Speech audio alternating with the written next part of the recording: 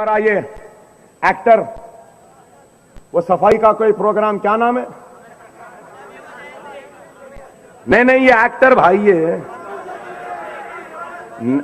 स्वच्छ भारत। हाँ, अरे दीवाने,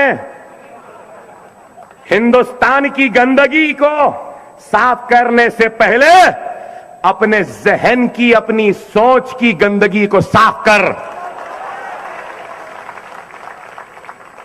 जहन गंदा, सोच गंदी, दिल गंदा, जबान गंदी, इरादे गंदे, और गंगा को साफ करने निकले। वाह वाह वाह। आप बताइए, अरे जब जहन ही साफ नहीं है, सोच ही साफ नहीं है, दिल साफ नहीं है, तो ये मुल्क कहां से साफ होगा? हमारे पास भी पुलिस वाले बैठे हुए थे, मैं अकेला खाली करवाया। ऐसा हाथ जोड़ के बोले, अच्छी बात अकबर साहब, छोड़ देते हम। कैसे हुआ? अरे याद रखो, 100 नामर्दों की जरूरत नहीं है, एक मर्द की जरूरत है।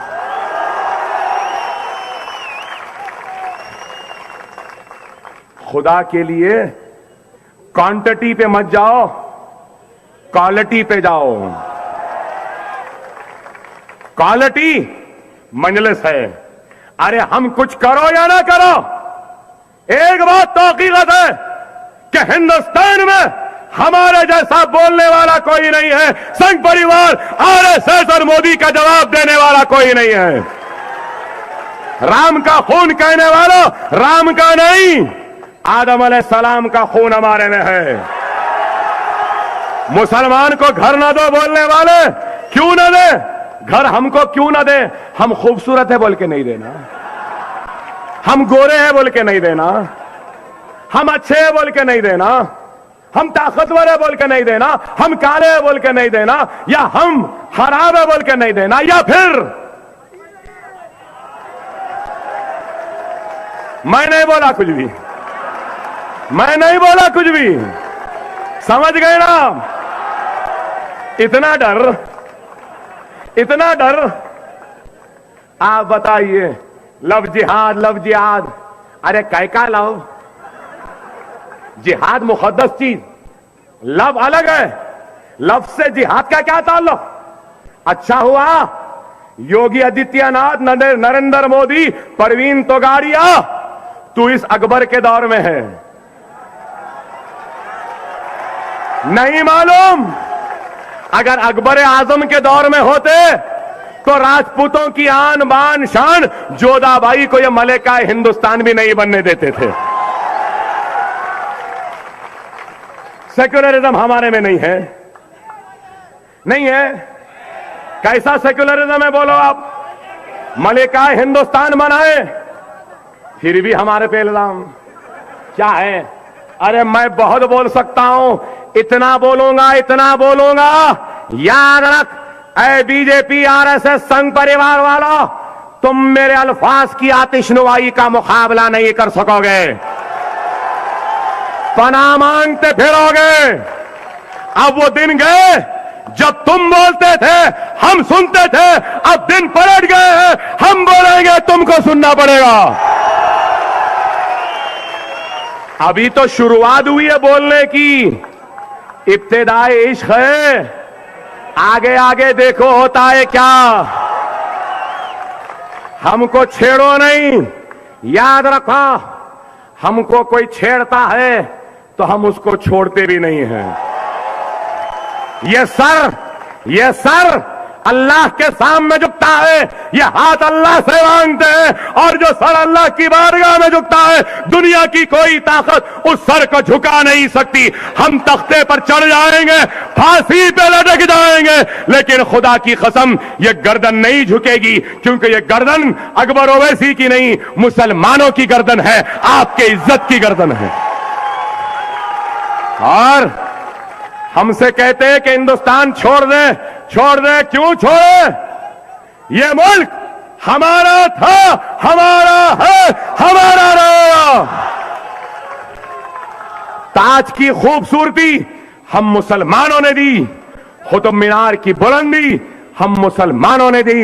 लाल किले पर जो तिरंगा झंडा हमारे मुल्क का, आपका, मेरा तिरंगा लहराता है, वो किला भी हम मुसलमानों ने बनाया है। जरूरत नहीं है कहीं जाने की। जिस तरीके से एक हिंदू को अपने सर पे तिलक लगाने का आजादी है, सिख को पगड़ी बांधने की, तो मुसलमान को भी दाढ़ी छोड़ने पर कोई नहीं टोक सकता, ना सर पे टोपी पहनने पर।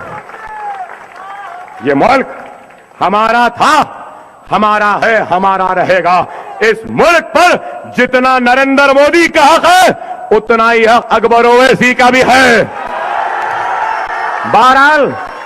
बहरहाल मुनज़्ज़म रहिए, मुत्तहिद रहिए। 15 के दिन मजलिस का निशान पतंग है, पतंग पर मोहर लगाइए।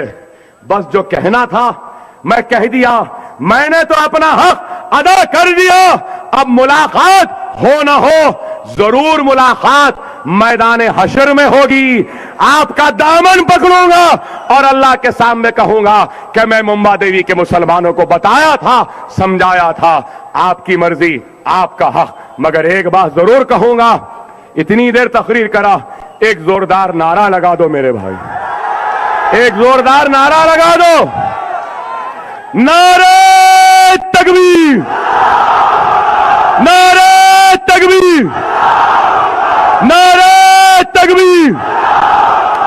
वाखिरुद्दान अल्हम्दुलिल्लाह रब्बिल आलमीन।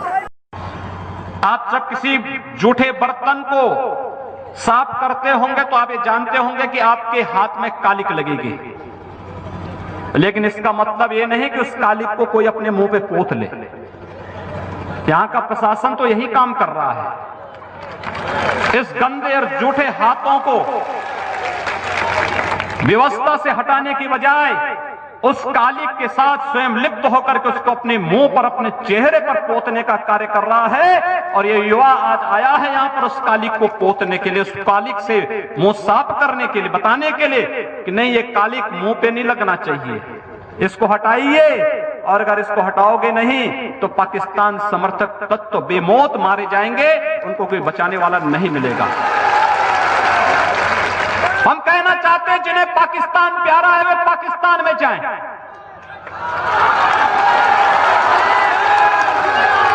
जिन्हें पाकिस्तान अच्छा लगता है वो पाकिस्तान चले जाएं। हम उसको रोकेंगे नहीं, अगर वो चाहेगा तो उसको जाने का किराया भी मुहैया करा देंगे। हम पूरी व्यवस्था कर देंगे। लेकिन यह नहीं हो सकता है कि भारत के अंदर रह करके पर्व और त्योहार के नाम पर इस देश की संविधान की व्यवस्था को, देश के संवैधानिक व्यवस्था को कोई चुनौती देने का कार्य करेगा तो चेतावनी हमें स्वीकार्य नहीं।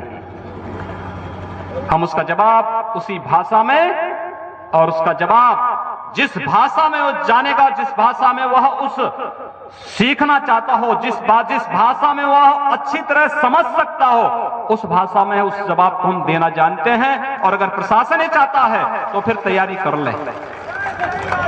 ये हमारे लिए बहुत कठिन नहीं, इस प्रकार के तत्वों पर नकेल कसना।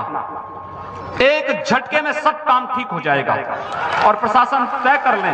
अब भारत कभी स्वीकार नहीं कर सकता इस देश के अंदर राम रावण का युद्ध तो केवल मातृशक्ति के सम्मान के लिए हुआ था। पूरा महाभारत ही इस देश के अंदर, पूरा महाभारत इस देश के अंदर मातृशक्ति के सम्मान के लिए हुआ था। और आज भारत माता को लोग गाली दे, हम स्वीकार कर लें। आज गौ माता की हत्या कर ले, हम स्वीकार कर ले। वंदे मातरम लोग नहीं गाते, लोग कहते हैं कि हम लोग नहीं गाएंगे। अरे आप भारत के अंदर रहेंगे, भारत का अन्न खाएंगे, भारत की धरती पर रहकर के मीठा जल ग्रहण करेंगे, इस धरती माता पर पैदा होने वाले मीठे फल खाएंगे, भारत की धरती पर हर प्रकार के कार्यों को करेंगे। और जब भारत के कानून की बात आती है, भारत की किसी व्यवस्था को मानने की बात आती है, भारत के संविधान को मानने की बात आती है, तो उनका शरीयत आड़े आ जाता है। उस समय कहते नहीं साहब हमारा शरीयत आड़े आता है, उनकी कुरान आड़े आ जाती है। क्या कभी आपने इस बात को देखा कि अगर भारत का नागरिक है, राष्ट्र की व्यवस्था एक विधान से चल सकती है, एक प्रधान से चल सकती है, एक निशान से चलती है, दो निशान नहीं हो सकते राष्ट्र के अंदर। राष्ट्र के अंदर दो प्रधान नहीं हो सकते, राष्ट्र के अंदर दो संविधान भी नहीं हो सकते। अगर राष्ट्र के अंदर दो संविधान चलाने का कोई प्रयास कर रहा है तो राष्ट्र की संप्रभुता के लिए खतरा है। जो राष्ट्रवाद के आधार पर इस देश का विभाजन हो चुका है, हम इस देश का विभाजन अगर रोकना चाहते हैं, राष्ट्र की संप्रभुता की रक्षा अगर हम करना चाहते हैं, तो हम इस देश के अंदर दो विधान चलाने वाले लोगों को बेनकाब करना ही होगा। और इसलिए हमें कहना पड़ेगा, हज यात्रा के लिए सब्सिडी मिल जाए तो ले लेंगे, अगर किसी प्रकार की कोई ब्याज में छूट मिलनी हो सबसे पहले आगे आ जाएंगे, किसी भी अन्य सुविधा को लेना हो तो सबसे पहले आ जाएंगे, हर प्रकार की सरकार की सुविधा जो फ्री में मिले उसको ले लेंगे। लेकिन जब परिवार नियोजन की बात आएगी कहेंगे हमारा मजहब इसको अलाउ नहीं करता, उस समय कहेंगे हमारा मजहब अलाउ नहीं करता। किसी को भी देख लीजिए, समान नागरिक कानून बनाने की बात आ जाएगी तो कहते हैं नहीं साहब ये हमारे मजहब के विपरीत है। अरे मुस्लिम देशों में, सऊदी अरब में एक मुसलमान 2 से ज्यादा बच्चा नहीं पैदा कर सकता, पाकिस्तान में लागू हो गया, सूडान में लागू हो गया, ईरान और इराक में लागू हो गया, तुर्की में लागू है। लेकिन भारत में अगर आप लागू करने की बात करेंगे तो फिर कहेंगे कि नहीं साहब ये नहीं होगा। और बंधुओं, पैदावार हो धान की, गेहूं की, गन्ने की, फसल की पैदावार हो, ठीक बात है, अच्छी बात है, लेकिन ये दोपहिया जानवरों की पैदावार बंद करवानी पड़ेगी। इसको पैदा करने के लिए आगे आना पड़ेगा, इसको बंद करने के लिए हमें आगे आना पड़ेगा। और